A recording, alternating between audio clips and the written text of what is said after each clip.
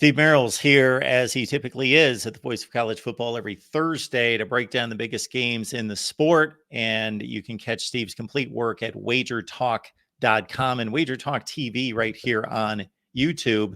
And they don't get much bigger than this. Both undefeated, top 10 teams, and will take a lead position in the Pac-12 with a win. Oregon at Washington. Stephen, if folks love offense, this is the game to watch. The over-unders at 67. The Ducks are a 3-point dog.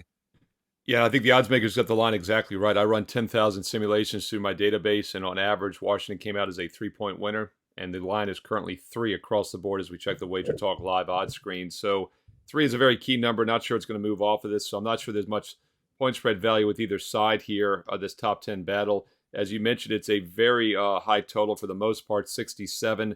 That'd be a projected 35 to 32 win for Washington at home. Oregon's been a fantastic play-on team for me. I used them against Colorado, also had them in some other games this season, and they're not only 5-0 straight up, but they're a perfect 5-0 against the spread, the best point spread team in the country this year.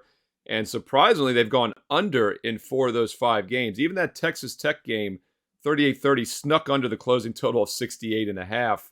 So that's another reason this total does look a little high. Washington, meanwhile, is under in 3 of their 5 this season. 2 explosive offenses, though. Hard to make a case for this game to be low scoring, but these have been 2 defenses that have been pretty good at times as well. And both have really good pass defenses. I think the most underrated aspect about this Oregon squad is the pass defense, which has given up just 4.8 yards per pass this year against teams that average 6.7.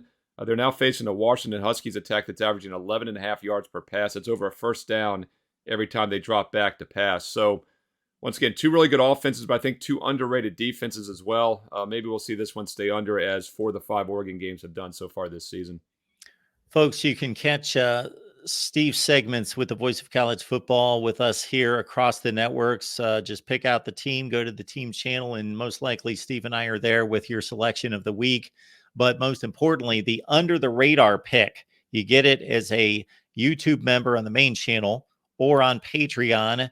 And Steve's, he's skating by at 17-2 against the spread since week 1 of 2022. So that's exclusive here to the Voice of College Football. And we appreciate Steve supplying that for us. Steve, thanks so much for stopping by. Hey, thanks, Mark.